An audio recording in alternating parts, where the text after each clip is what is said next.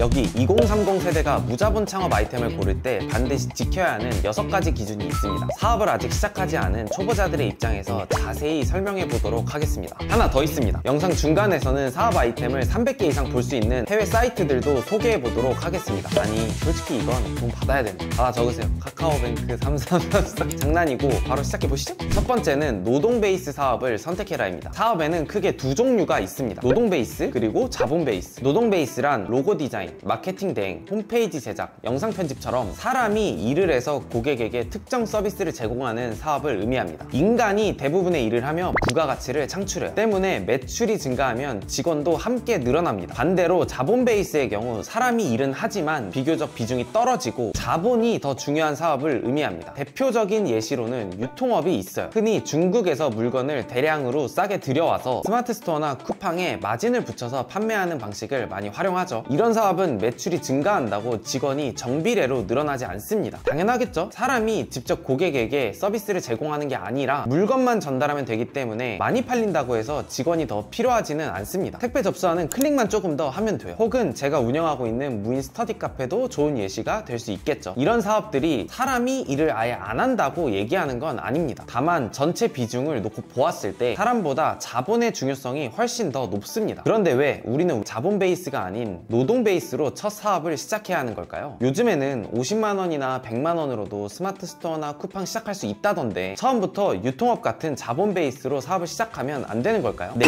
안 됩니다. 여기에는 3가지 이유가 있습니다. 첫째로 자본 베이스 사업은 잘 되어도 어차피 여러분은 유지하는 게 불가능합니다. 오히려 빚을 지게 될 거예요. 여러분이 이런 타이머를 1만 원에 판다고 가정해 봅시다. 원가는 얼마일까요? 보통 30%가 일반적이니까 3,000원으로 잡아봅시다. 여기에 마케팅 비용, 세금, 플랫폼 수수료 등이 추가로 발생하고 최종적으로 남는 돈은 3,000원이라고 예상해 볼게요. 마진율이 30%인 거죠. 여러분이 실제로 팔아보면 아시겠지만 30% 절대 안 나옵니다. 높게 쳐드린 거예요. 저는 돈이 없기 때문에 딱 한 개만 미리 사놓고 판매를 시작하겠습니다. 상품을 등록한 지 하루가 지나고 드디어 하나가 팔렸습니다.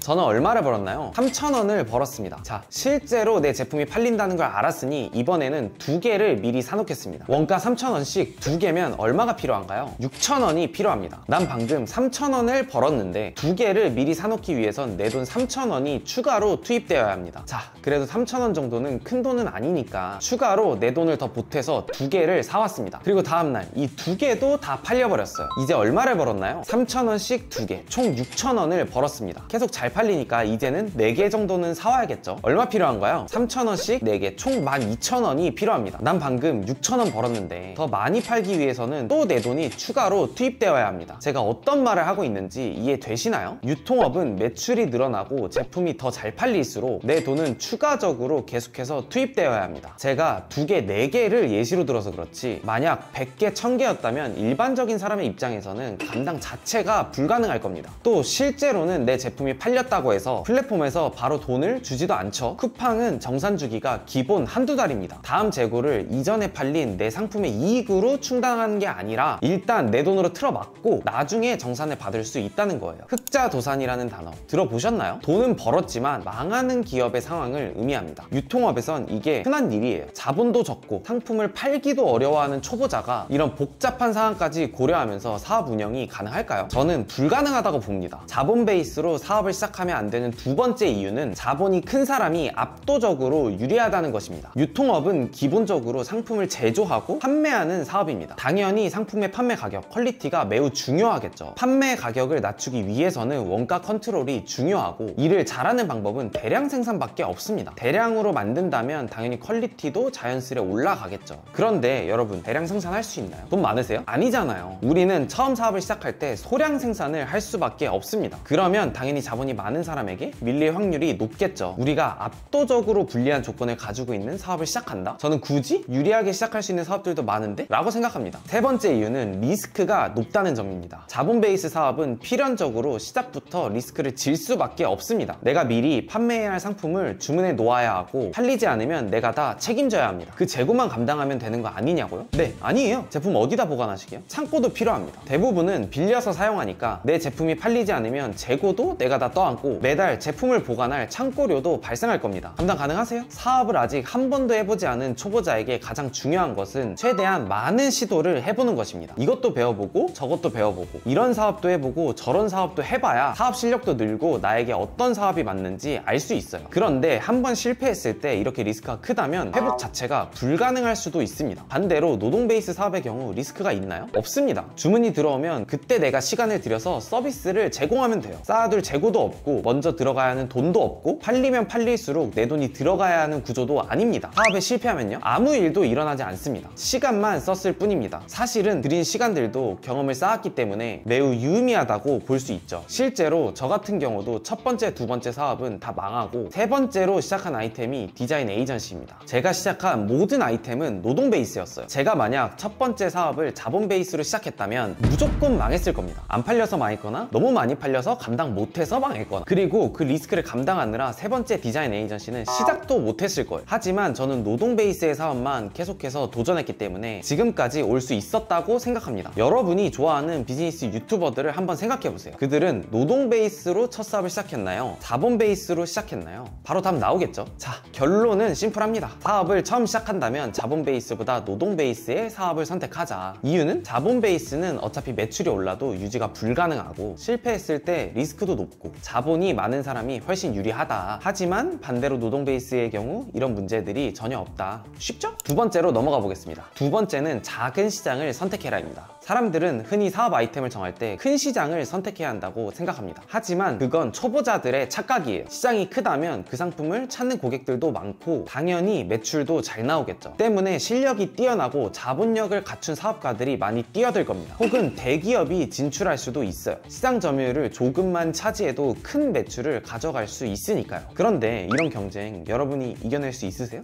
솔직히 현실적으로 큰 시장에서 치열한 경쟁들이 이겨내며 여러분들이 살아남을 확률은 없습니다. 우리는 사업을 할 때 지는 게임이 아니라 이기는 게임을 해야 합니다. 작은 시장은 상대적으로 경쟁이 적고 대기업도 진출하지 않습니다. 실력과 자본을 갖춘 사업가도 적어요. 먹을 수 있는 파이 자체가 작기 때문입니다. 제가 운영하고 있는 디자인 에이전시를 한번 예로 들어볼게요. 국내 1위 디자인 에이전시의 매출은 100억이 안 됩니다. 80억, 90억 정도예요. 어떤가요? 여러분에게는 크게 느껴지죠? 우리는 이거에 반만 벌어도 엄청 행복해 할 겁니다. 그런데 대기업 혹은 사업 실력이 좋은 사람의 입장에서도 그럴까요? 2024년에 삼성전자 1년 매출은 300조입니다. 이거 진짜 말도 안 되는 거예요, 사실. 한 달에 25조씩 벌어들이고 있습니다. 하루에 거의 1조씩이에요. 디자인 시장에 들어올 이유가 있을까요? 하루에 1조를 버는데 1년에 80억을 버는 디자인 에이전시로 사업을 확장한다? 말이 안 되죠. 그렇다면 대기업은 아니더라도 실력과 자본을 갖춘 사업가는 들어올 수도 있지 않을까요? 그나마 작은 시장에서 실력을 키우던 사람들도 결국에 떠나고 다른 사업을 합니다. 왜 그럴까요? 여러분이 현재 뛰어난 실력을 지닌 사업가라고 생각해보세요. 연매출 15억의 디자인 에이전시를 운영하고 있습니다. 꾸역꾸역 노력하면 아마 연매출 20억까지는 해낼 수 있을 거예요. 그런데 강아지를 좋아해서 반려동물 용품에 관심을 가지고 우연히 시장성을 알게 됩니다. 보니까 1위 기업이 연매출 1000억이 넘고 고만고만해 보이는 회사들도 기본 200~300억씩 매출을 내고 있어요. 그러면 여러분은 어떤 생각을 하게 될까요? 디자인 에이전시 열심히 운영해서 연매출 5억 더 높이기? 새롭게 더 큰 시장을 노리기? 당연히 후자겠죠. 제 얘기예요. 살아있는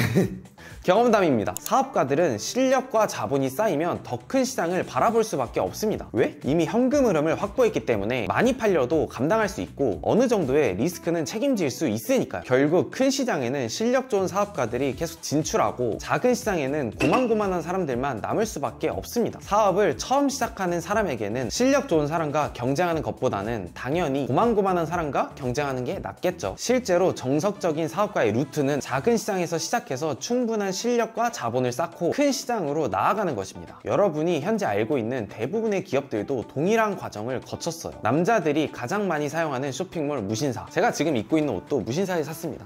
잘 어울리나요?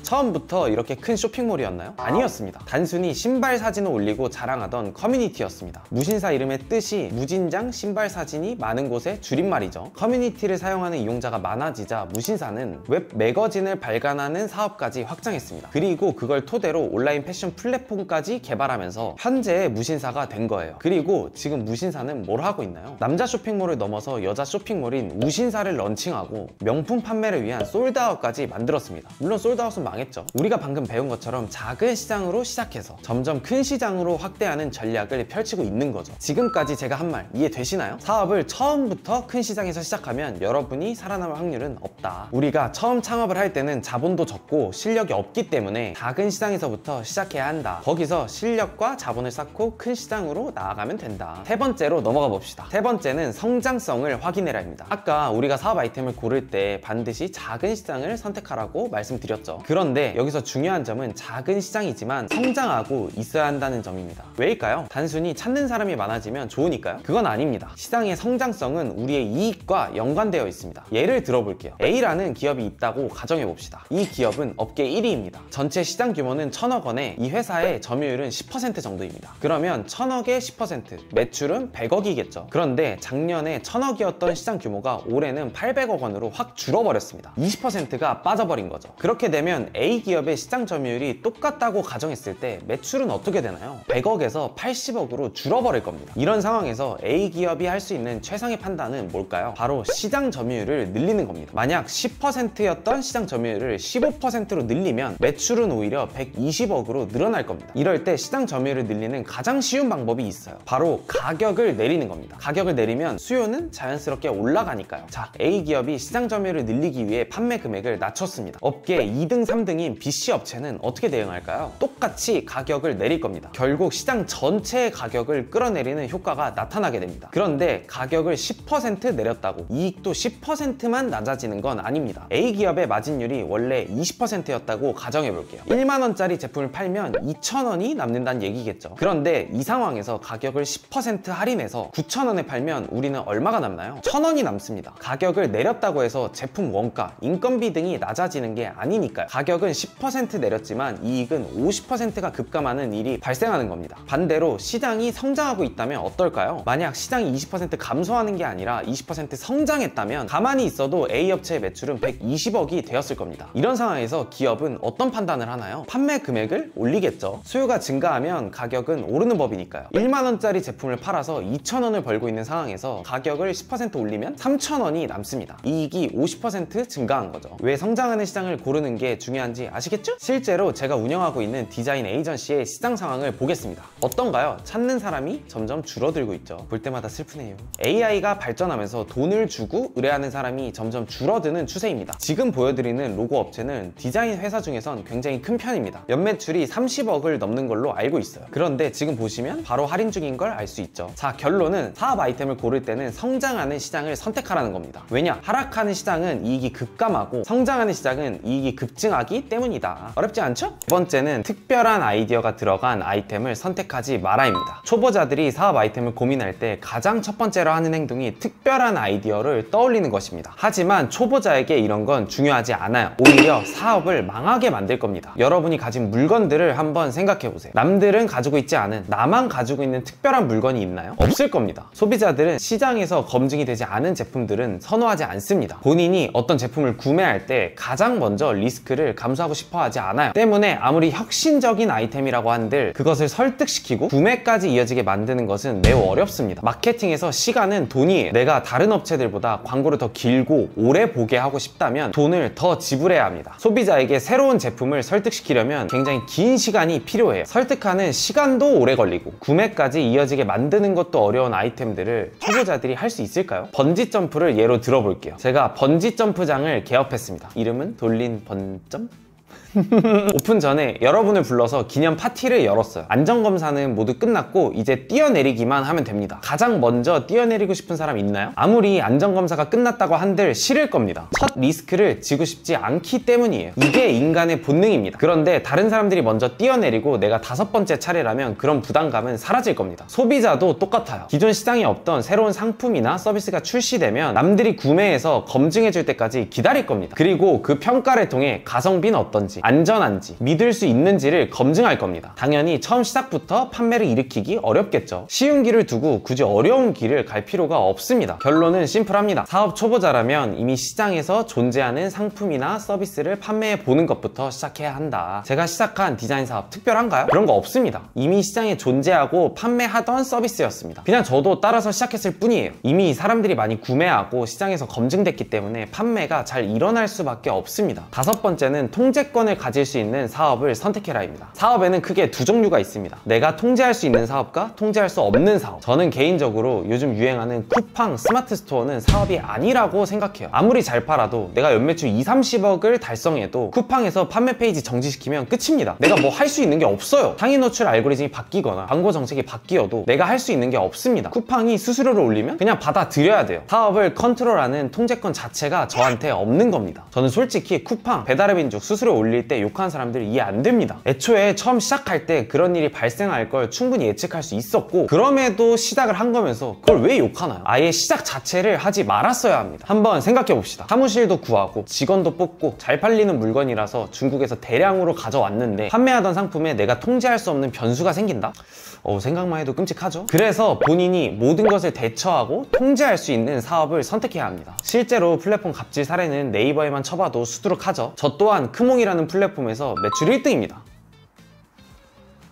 13억이 넘는 매출을 올렸어요. 블로그에 인증이 있으니까 한번 확인해 보세요. 심지어 안 한 지 1년이 넘었는데 아직도 누적 매출 1등입니다. 그럼에도 불구하고 저는 현재 크몽을 하지 않아요. 한 달에 5천만 원이 넘는 매출이 발생했음에도 하지 않는 이유는 간단합니다. 크몽이 알고리즘을 바꾸고 광고비를 올려도 제가 할 수 있는 게 없었기 때문이에요. 만약 제가 직원도 더 뽑고 사무실도 확장했는데 제 계정이 정지당한다면 제가 번 돈보다 더 큰 돈을 날리게 될 겁니다. 그래서 저는 크몽을 접고 홈페이지를 만들어서 직접 마케팅을 하는 방향을 선택했습니다. 여섯 번째는 반복 구매, 즉 재구매가 많이 일어날 수 있는 비즈니스를 선택해라입니다. 객단가가 낮더라도 재구매가 많이 일어날 수 있는 비즈니스의 난이도가 훨씬 낮습니다. 제가 만약 마케팅 회사를 운영하고 있다고 가정해 봅시다. 현재 30개 회사의 마케팅을 대행하고 있고 이 업체들은 매달 계약을 갱신 중입니다. 이 상황에서 제가 매출을 올리기 위해 다음 달에 고객을 몇 명 더 데리고 오면 될까요? 한 명입니다. 한 명만 더 데려와도 계약 업체는 31개가 되면서 매출은 더 늘어날 거예요. 반대로 제가 가습기를 판매하고 있다고 가정해 봅시다. 이번 달에 50개를 팔았어요. 다음 달에는 몇 개를 팔아야 매출이 늘어날까요? 51개입니다. 가습기는 반복 구매가 적은 비즈니스입니다. 때문에 매출을 늘리기 위해서는 이전 달보다 더 많은 고객들을 데려와야 매출을 늘릴 수 있습니다. 고객 한 명만 데려와도 매출이 늘어나는 비즈니스와 매달 더 많은 고객을 데려와야 매출이 늘어나는 비즈니스 중 어떤 것이 더 난이도가 낮을까요? 말 안 해도 아실 거라 생각해요. 두 번째는 재구매가 많은 비즈니스가 마진도 높다는 점입니다. 사업에선 매출이 높고 많이 파는 게 중요한 게 아닙니다. 하나를 팔더라도 순도 높은 판매가 중요해요. A라는 제품을 팔았을 때 원가, 인건비, 플랫폼 수수료, 세금, 마케팅 비용 등을 제외하고 10% 정도 남는다고 가정해 봅시다. 1만 원에 팔면 1,000원이 남는 거예요. 하지만 고객이 이 제품이 마음에 들어서 한 번 더 구매를 할 때도 마진이 똑같을까요? 사람들은 재구매를 할 때 이전과 동일한 마케팅 과정을 겪지 않습니다. 그냥 우리 쇼핑몰로 알아서 찾아와서 구매를 할 거예요. 때문에 첫 번째 구매와 다르게 마케팅 비용이 생략됩니다. 아까 만 원짜리 팔아서 1,000원 남던 상품에서 마케팅 비용이 생략되면 3,000원, 즉 3배 이상이 남게 됩니다. 하나를 팔아도 다 똑같은 판매가 아니다. 이해되셨죠? 결론은 반복 구매가 많이 일어나는 아이템이 매출도 안정적이고 마진도 높기 때문에 초보자가 선택하기에 적합하다. 뭐 이런 말입니다. 자, 이해는 됐어요. 그런데 아이템은 어디서 찾냐? 그게 궁금한 거잖아요. 그쵸? 노동 베이스를 선택해라. 작은 시장을 선택해라. 성장하는 시장을 찾아라. 특별한 아이템 하지 마라. 통제권을 가질 수 있는 사업을 해라. 반복 구매가 많이 일어나는 비즈니스가 좋다. 이해는 됐는데 그래서 어떤 아이템을 하라는 거냐? 아무리 고민해도 아이템이 전혀 안 떠오른다. 그런 분들을 위해서 선물이 있습니다. 제가 해외 사이트 하나를 추천해 드리겠습니다. 바로 파이버입니다. 피버인가?